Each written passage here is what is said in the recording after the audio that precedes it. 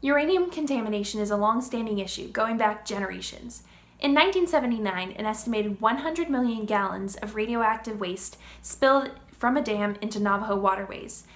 30 years after the huge spill, many of the dangerous contaminants from the radioactive waste remained in the water, posing a threat to the people who depended on the waterways as their main source of water.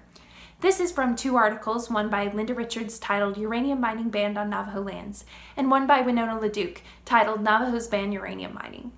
This is one incident in a long history of disregard and neglect toward the Native Americans and uranium mining.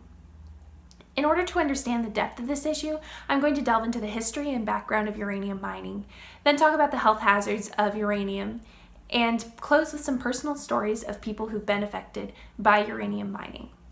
These dangerous uranium mines aren't affecting mostly Native peoples by some sort of unfortunate coincidence.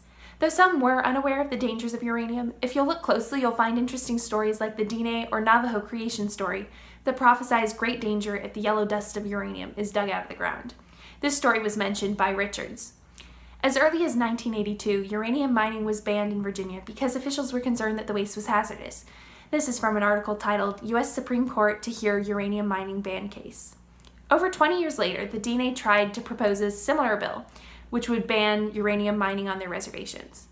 This bill was overruled by the Nuclear Regulatory Commission in a blatant disregard to the wishes of the Native American people living in the affected area.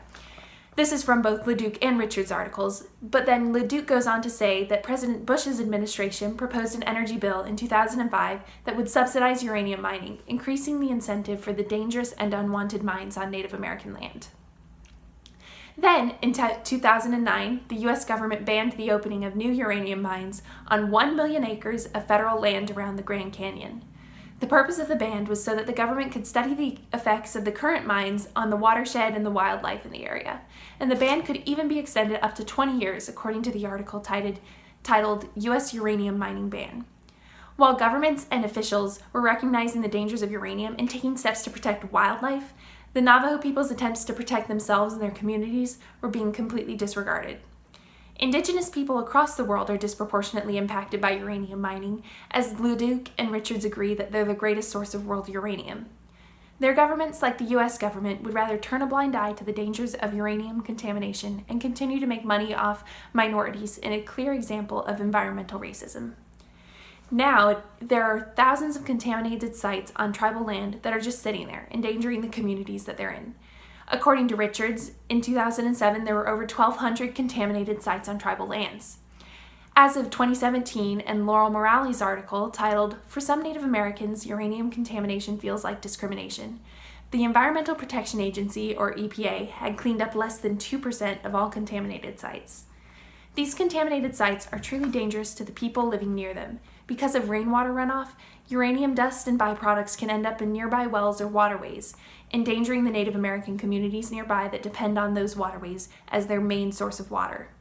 This dangerous, uranium-laced water can cause many kinds of cancer, respiratory illnesses, and birth defects, including Down syndrome, paralysis, mental problems, and spontaneous abortion, according to Richards' article. Exacerbating the problems of toxic uranium are common mining practices like in situ leach mining, which carry other devastating byproducts into the waterways. Under this process of in situ leach mining, chemicals are injected into the ground to strip the uranium from the rock. These chemicals increase dangerous radioactive elements, uranium, and heavy metals in the groundwater up to 100,000 times, according to LaDuke.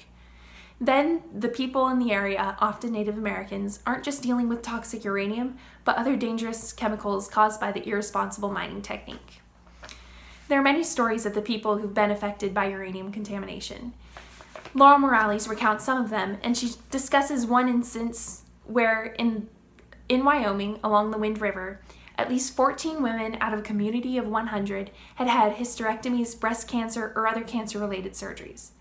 Almost half the community had had a blood relative who died of cancer, a discovery which researchers called alarming. Among the stories of hardship and tragedy, the Nez family's story stands out. Rachel Morgan recounts this story in her article, The Forgotten Navajo, A Family's Pain. Leonard Nez and his wife Helen raised their family in Blue Gap, Arizona. Leonard worked in a uranium mine located so close to their home that he would allow the mining company to store tools in his shed. Leonard would bring home uranium rocks to his children to show them what he had been working on. Dust from the mines would cover the dishes in the house. Helen would wash her husband's contaminated clothes along with the clothes of her children. They didn't know that the uranium was toxic, and they didn't know why their children were getting sick. 7 out of the 11 Nez children died.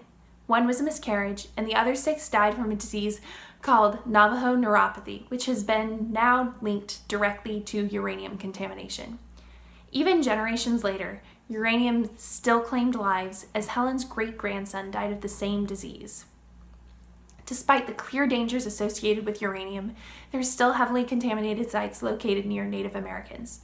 Before more people die of cancer, before more children are lost in early childhood to Navajo neuropathy, something has to be done to protect Native Americans from the uranium crisis.